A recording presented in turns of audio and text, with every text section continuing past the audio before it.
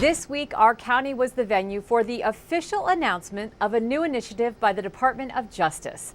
High-ranking federal officials, including Vice President Joe Biden, were here in Montgomery to unveil the plan. Lorna Virgili was at the event. Lorna? Susan, it was a visit by Vice President Joe Biden here to the Executive Office building where he announced new initiatives to deal with domestic violence. No man has a right to raise his hand to a woman for any reason at all. For any reason at all, other than self-defense. There is never, never, never a justification. Alongside Attorney General Eric Holder, Vice President Biden announced an initiative that would disperse $2.3 million in grants to 12 programs across the country to reduce domestic violence homicides. Similarly, here in Maryland, the lethality assessment program has enabled law enforcement to identify over 25,000 high-danger victims of domestic violence. Now, more than half of them have spoken on the phone with domestic violence hotline workers. Nearly a third have sought further assistance from domestic violence programs, and not a single one of them has been seriously injured or killed.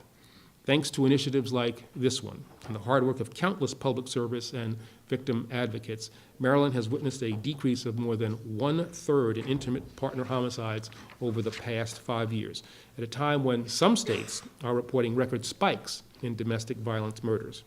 The new Domestic Violence Prevention Demonstration Initiative will help states and local jurisdictions to reduce homicides by identifying potential victims and monitoring high-risk offenders.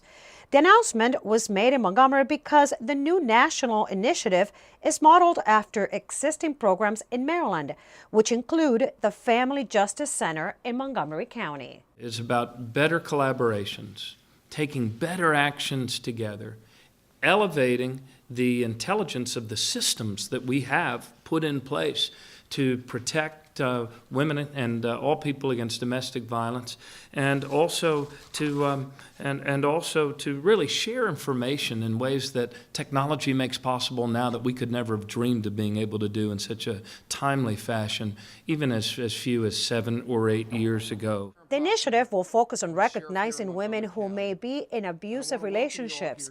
Once these at-risk victims are identified, law enforcement and service providers will take further action to protect them.